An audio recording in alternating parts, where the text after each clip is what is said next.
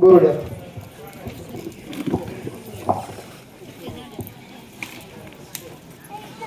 बहुजनांचा उद्धार करणारे महाराष्ट्र आणि भारत देशामधील सर्व संत महापुरुष यांना अभिवादन। आज शिंदे सरांनी जी काही वास्तू बांधलेली आहे, समोर बंगला दिसतोय तुम्हाला, त्याचा गृहप्रवेश आहे का वास्तुशांती आहे तेवढं फक्त ठरवा पाहिजे। महिलांना विचार, वास्तुशांती आहे का गृहप्रवेश आहे? आणि म्हणून ह्या गृहप्रवेश कार्यक्रमासाठी तुम्हाला सर्वांना आमंत्रित केले त्यांनी।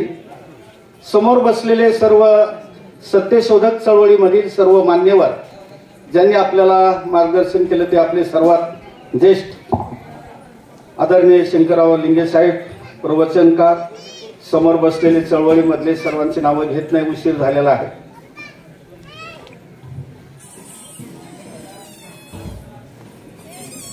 कांदा मुळा भाजी अवघी मिठाई माझी, काय त्याचा अर्थ? पंढरपूरला जाऊ नका तुम्ही, मूर्तीमध्ये देव नाही, दगडात देव नाही असं सावता महाराज 800 वर्षापूर्वी सांगतात। काय फरक झाला का? देव पाहण्यास गेलो, देवच होऊन आलो, काय फरक झाला का? तुकाराम महाराज म्हटले। माणसात देव सांगितला तरीही जनतेला मान्य नाही, इथल्या जनतेला मान्य नाही। मायबाप केवळ काशी त्याने न जावे तीर्थासी, पुंडलिका काय केले परब्रह्म उभे केले। मायबाप ही देवाची स्वरूपे, आईबापच देव आहेत हे तुकारामाने सांगितलं, तेही मान्य नाही। आणि गाडगे बाबा जे कधी शाळेत गेले नाही, परीट समाजाचा माणूस कपडे धुतोय, त्यांनी सांगितलं की देव आई बापात आहे, ते बी मान्य नाही। आजारी पडल्यानंतर जो डॉक्टर बरा करतो त्याला देव म्हणायला तयार नाही, आणि ज्या मुख्य प्राण्याला बोलता येत नाही त्याला दुरुस्त करणारा जो कोणी डॉक्टर आहे, व्हेटरनरी डॉक्टर, तो सुपर गॉड आहे, पण त्यालाही देव मानायला तयार नाहीत। आणि शेवट जर आता तुम्हाला इथं लुटलं, तुम्हाला जर कुणी इथं लुटलं ह्या स्त्रियांना, तर कोणत्याही देवाकडे जातो महाराष्ट्रातल्या आणि देशातल्या, आणि बघू आमचं काय वाकड करतोय ते देव। मग एवढं सत्य कळत असताना तुम्ही ज्यावेळेस पोलीस स्टेशनला जाता त्यावेळेस तुम्हाला न्याय आहे। म्हणजे पोलीस स्टेशन कोणी तयार केलं? कोणत्या देवाने तयार केलं? आता अण्णा म्हणले की देव ही देव माणसं नाही, ज्यांनी तुमचा उद्धार केला ती देव माणसं नाही, आपलं देव नाही, ती देव माणसं आहेत। मग देवाला जन्माला कोणी घातलं? देवाचा बाप कोण आहे? देवाचा बाप ब्राह्मण आहे, आणि ब्राह्मण या देशामध्ये आले 5000 वर्षापूर्वी, आणि त्यांनी या देशामध्ये धर्माची स्थापना केली। त्या धर्माचं नाव आहे वैदिक धर्म, आणि त्या धर्माने तुमचा घात केला।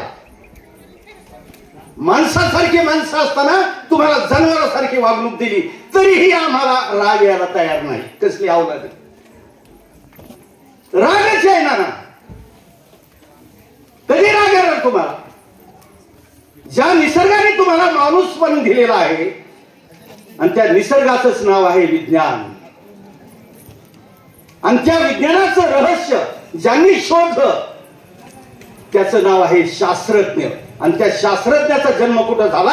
आमच्या आईच्या पोटी, आणि त्या शास्त्रज्ञांनी हे सगळे शोध लावले, आणि म्हणून तुमची झागिरी आणि फुगिरी आता चालली। कोणाच्या जवाब? जर शास्त्रज्ञांनी हे शोध लावले नसते तर तुमची आणि माझी अवस्था काय असती? अंगावर कपडे सुद्धा नसते। हे शास्त्रज्ञाचे उपकार आहे। मग त्या शास्त्रज्ञाचा फोटो एखादा घरात लावला का? आहे शास्त्रज्ञाचा फोटो? मग कुणाचे फोटो आहेत घरामध्ये? ते देवारा कोणाचा आहे? ह्या देवाराचा तुमचा काय संबंध? तो ब्राह्मणाने तयार केलेला दे की ज्याने आपला घात केला, आणि त्यांना डोक्यावर घेऊन निघालो का आपण? हा 5000 वर्षाचा धंदा आपला चाललेला आहे, आणि तो धंदा मोडीत काढला आपल्या महापुरुषांनी की ह्या रस्त्याने जाऊ नका, यांनी घात केलेला आहे, यांचा आपला काही संबंध नाही। मग त्यांचं ऐकलं का? नाही ऐकलं। मग आता ह्या मांडवात कोणामुळे बसला तुम्ही? जन्म देणारे आहे इथे जनावरांपेक्षा वाईट वागणूक होती, आता तू इथं पुरुषाबरोबर बसली, पुरुषाच्या मध्ये बसले, तुझ्या नवऱ्याबरोबर बोलायला सुद्धा तुला अधिकार नव्हता. वैदिक धर्माने सांगितलं तुझ्या नवऱ्याबरोबर बोलू नको. म्हणून म्हातारी बाई असेल तर तिला तिच्या आजीला विचार, ती सांगत होती 3 पोरं झाले तरी मी नवऱ्याबरोबर बोलत होते. एवढं ब्राह्मणाचं दडपण तुमच्यावर होतं. आणि त्या ब्राह्मणाच्या नादी लागलो तर त्याच्या पायावर डोकं ठेवलंय आणि तुझं कल्याण होईल. तुझं कल्याण होईल का? काय ब्राह्मणाला पार्ट्या एखादा जास्त दिलाय का? हात जास्त का? पाय जास्त आहे? काय जास्त आहे त्याला? कशासाठी त्याच्या नादी लागला? आणि त्याच्या जर नादी लागला तर तुमचा कांदा 10 रुपये किलोनी गेला, त्यावेळेस तो कुठे गेला? काय डोकं पार खाला झालेत का आपली? सगळे मूर्तीमध्ये कुठं देव येतो का? दगडात देव येतो का? रामाचं मंदिर बांधलं, किती पैसा खर्च केला ह्या देशातला? मोजताच येणार नाही एवढा पैसा खर्च केला. कशासाठी केला? कुणासाठी केला? मंदिर बांधल्यानंतर मराठ्याच्या आणि माळ्याच्या माणसाला तिथे पूजा करण्याचा सुद्धा अधिकार नाही. त्याला फक्त घंटा वाजवायचा अधिकार आहे. घंटा वाजवा, ते तुम्हाला धंदा दिलाय, घंटा वाजवायचा. मूर्तीला हात लावायचा अधिकार नाही, अभिषेक करायचा अधिकार नाही. मग का कळले तुम्हाला एवढा? कुणाच्या पैशाने मंदिरं बांधताय तुम्ही आणि कुणाच्या ताब्यात देताय आणि कुणाचं भलं करायला निघालाय? मशीनच चालवा नाही, फार सडलंय. ही सडलंय आपलं पार, ही मेंदू सडलाय, तो घाण ठेवलेला आहे. आणि ती जे घाण ठेवला 5000 वर्षापूर्वी, ती गहाण खत आमच्या महापुरुषांनी सोडवलं आणि तुम्हाला मुक्त केलं. आणि मुक्त केल्यानंतर पुन्हा आपण त्या घाणीत उड्या टाकायला निघालो. लाज वाटली पाहिजे आपल्याला, आपण कुठल्या रस्त्याने चाललो. म्हणून रात्री एका उदाहरण दिलं. जो मुलगा माळ्याचा मुलगा PhD करतोय, त्याची बायको MSc झालेली, रात्री त्या पोरीची आई वारली म्हणून भेटायला गेलो होतो आढळगावला. मग तिला विचारलं, तिच्या नवऱ्याला विचारलं की महात्मा फुलेंच्या नावाने नगर जिल्ह्यामध्ये विद्यापीठ आहे, कृषी विद्यापीठ नगरच्या पलीकडे राहुरीला. आणि त्या राहुरीचं कृषी विद्यापीठ ओलांडून आमची माणसं त्या कुठे जातात? जो तेल खातोय ना, तेल खातोय, सारखं पितोय तो थेट. काय नाव त्याचं? शनी. त्या शनीकडे निघाले आणि काही साईबाबाकडे निघालेत. म्हणले पाण्यात दिवा लावतोय. जर देव आहेत, मग ह्यांचं राखण करायला पोलीस स्टेशनची काय गरज? कुठे चाललात तुम्ही? आणि विद्यापीठ ओलांडून पुढे चाललात. आणि तुमचा शेतीचा धंदा त्याच्यावर आहे. तिथं माणसं जायला तयार नाहीत, तिथे एखादी दिंडी जायला तयार नाही. तर ह्या आज्ञातून बाहेर पडा. ते जे काय राम मंदिर बांधलं, त्या रामाची मूर्ती बसवली, 100 ब्राह्मण आले होते. कशासाठी? त्याच्यामध्ये प्राण आणायचा. म्हणजे प्राण प्रतिष्ठा, मूर्तीत प्राण आणायचा. तुमच्या बापाने केलं होतं का? Is it possible? मूर्ती दगडात प्राण येऊ शकतो का? आणि दगडात जर प्राण येत असेल तर आमची पोरं ऍक्सिडेंट होतात, तरुण पोरं मरती तिथं रस्त्यावर हायवेला, त्याची बायको विधवा होती, मुलं अनाथ होतात. तेवढं मेलेला माणूस जिवंत करून दाखवा. अन्नाची माझी सगळी इस्टेट त्या बामणाच्या नावावर करून द्यायला तयार आहे. कधी अक्कल येईल? म्हणून त्याच्यातून बाहेर पडा. वास्तूची शांती होऊ शकत नाही मुद्द्यावर येतो. आणि म्हणून महात्मा फुलेंनी सत्यशोधक समाजाची स्थापना केली. सत्य शोधायचंय. आणि काय ते सत्यशोधकचा अर्थ? ब्राह्मणाच्या नादी लागू नका आणि त्याच्या हाताने कुठला व्यवहार करू नका. जे काही लग्न लावायचे तुमच्या हाताने लावा. दहाव्याचा कार्यक्रम तुमच्या हाताने करा आणि गृहप्रवेशाचा कार्यक्रम तुमच्या हाताने करा. आणि इथं तुमच्या आई बापाचे फोटो लावा. काय घर अंगावर पडल? अंगावर पडेल काय घर? तो विचार करा. ब्राह्मणाच्या हाताने नाही लग्न लावलं तर काय पोरं होणार नाहीत का? आणि ब्राह्मणाच्या हाताने दावा करतात त्या कावळ्याची वाट बघत बसला. साऱ्या जगाचे घाण खाणारा कावळा. आणि त्या कावळ्यानी पार त्या माळ्याला मराठ्याला येडं करून टाकले. बाबांनो, त्याच्यातून सुटका करा. मी नाही बोलत हे, माझ्या बापाचं नाही सांगितलं आम्ही. आपल्या महापुरुषांनी काय सांगितले, आपल्या देव माणसांनी काय सांगितले. ती देव माणसं आहे, देव नाही. देव रामनानी जन्माला घातला नाही. देव नावाचा कोणी माणूस नाही. आणि जर असेल तर मला दाखवा. मी साला राहतो तुमच्या इथं, नाही तर कुठे देव? देव आहे का कुठे देव? देव दाखवे ऐसा नाही गुरु, जेथे जाय तिथे दगड सेंदरो. प्रत्येक संत त्या दगडाच्या विरोधात बोलतोय, तरीही आम्ही बोध घ्यायला तयार नाही. मग ह्या गाथा कशासाठी लिहिल्या? संतांनी काय केलं? संतांनी ब्राह्मणाच्या विरोधात बंड केलं. संतांनी देव सांगितलं नाही. संतांनी एकच देव सांगितला, तो म्हणजे विठ्ठल आणि पांडुरंग. तो दुसरा कुणी नाही. भगवान गौतम बुद्धाचं ते विहार आहे, त्याचं प्रतीक आहे. आणि 33 कोटी देव नाकारले संतांनी. म्हणून आमच्या शाहू महाराजांनी एक बैलगाडी झोपायला सांगितले. त्या भुजबळ लावले बैलगाडी झोप आणि ह्या सगळ्या डोंगरातली सिंदूर लावलेली सगळी दगड उचलले, गाडीत भरले आणि पंचगंगा नदीमध्ये टाकली होती.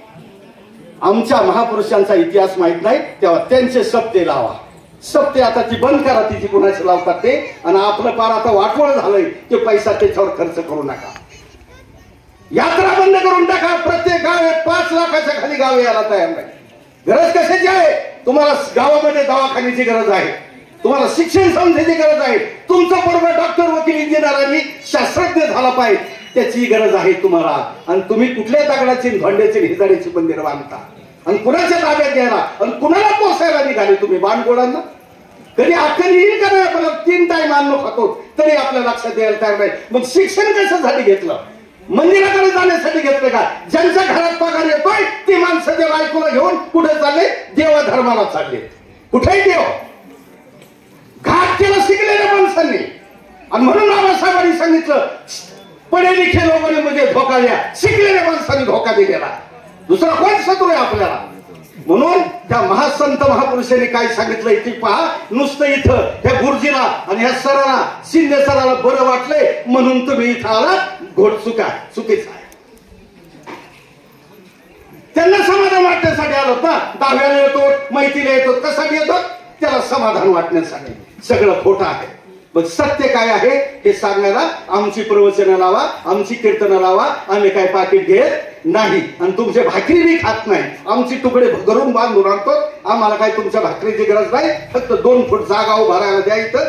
आणि माईक नसलं तर आमच्याच गाडीला माईक आहे. फक्त नांगरायचं काम करतो. ही पडीक पडलंय, ही पडीक पडलंय ना सगळं. ही मशीन काम नाही ना. आणि म्हणून ही वास्तू यांनी बांधलेली आहे. आणि त्या वास्तूला नाही पण त्या सरांना शुभेच्छा देण्यासाठी आलेले आहेत. वास्तू बोलत नाही, निर्जीव वस्तू बोलत नाही. आणि म्हणून आपण सर्वजण जे आलात तर हे जे काही कुटुंब आहे त्यांच्या कष्टाने जे काही त्यांनी मेहनत मशागत केली, 2 पैसे कमवले असतील आणि स्वतःचं संरक्षण होण्यासाठी पुढच्या 50 वर्षापर्यंत 100 वर्षापर्यंत ही बिल्डिंग राहील या ठिकाणी अशी अपेक्षा करण्यासाठी आणि त्या दृष्टीने शुभेच्छा देण्यासाठी आपण सर्वजण सत्यशोधक समाजाची मंडळी विचाराची. आता तुम्ही म्हणले जातीचा, आता इथं मराठा समाजाची बाई आमची. सत्यशोधक समाजाची स्थापना केल्यानंतर 90% मराठा समाज सत्यशोधक चळवळीमध्ये होता. पत्री सरकार शेवटचा माणूस आमचा सत्यशोधक होता. हे समजून घ्या. मराठ्यांना माहित नाही 90% मराठा समाज सत्यशोधक चळवळीमध्ये होता. पण 1935च्या दरम्यान या बामणाने आमच्या यशवंतराव चव्हाणाला तिकडं हुसकवलं आणि ही सगळी आमची सत्यशोधक काँग्रेसमध्ये गेली आणि महात्मा फुलेंच्या विचाराचं वाटोळ करून टाकलं. इतिहास समजून घ्या. त्यासाठी आमची पारायणं लावा, प्रवचनं लावा, 8-8 दिवसाचा सप्ताह घाला आपल्या महापुरुषांच्या नावाने. तर कळल 5000 वर्षाचं गंज आलेला आहे. गंज किती आलाय? 5000 वर्षाचं गंज आलाय. आणि म्हणून बाईला मळ झाल्यानंतर मळापासून पोरगा होतो आणि त्याचं नाव आहे गणपती. आणि मळापासून जर पोरं झाली असती तर तुला नवरा करायची काही गरज होती?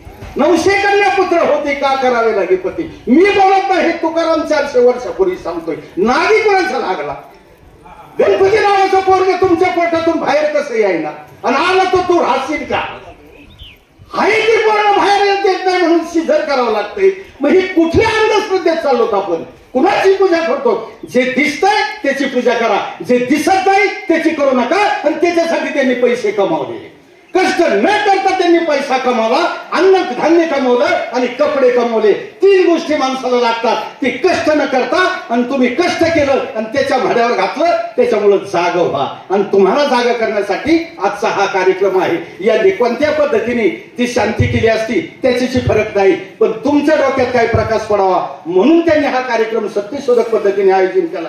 त्याच्यामध्ये त्यांची 10-20 वर्षे त्या चळवळीमध्ये गेलेली. हा गुरुजी तुम्हाला सारखं ज्ञान देतोय आणि म्हणून त्याचा बोध सर्वांनी घ्या.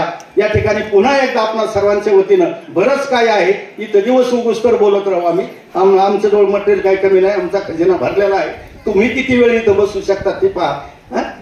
तुम्हाला उपास धरायची सवय नाही मग कशाला घाई करता जेवायची? चंद्र उगाल्याशिवाय तर जेवत नाही ना. चंद्राला देव मानतो आपण. त्याच्या लोकांनी तिथं घर बांधलंय, संडास बांधलंय, ते चंद्राला देव म्हणते अजून. ते काय कसं बदल होईल, काय होईल समजायला तयार नाही. पुन्हा एकदा त्या आपणा सर्वांच्या वतीनं सरांनी आणि त्यांच्या पत्नीने त्यांच्या कुटुंबाने जी काय वास्तू या ठिकाणी उभी केलेली आहे ती वास्तू हजारो वर्ष या ठिकाणी राहावी आणि त्यांचं कुटुंब आणि पुढचं त्यांचं सत्यशोधक चळवळीतील घरातील सर्व कुटुंब सुरक्षित राहून त्यांच्या हातून पुन्हा महात्मा फुले आणि शाहू महाराज असतील, बाबासाहेब असतील, गाडगेबाबा असतील, सर्व सत्यशोधक चळवळीमधील जे विचाराचे संत असतील त्यांचा विचार भविष्यामध्ये पिढ्यानपिढ्या या वास्तूमधून बाहेर पडावा आणि पिढ्यानपिढ्या सांगून हा संपूर्ण महाराष्ट्र आणि भारत देश पुन्हा एकदा सत्यशोधक व्हावा एवढीच अपेक्षा या ठिकाणी करतो. त्यांना धन्यवाद देतो. जय भीम, जय भारत, जय ज्योती, जय क्रांती, जय जिजाऊ, जय शिवाजी.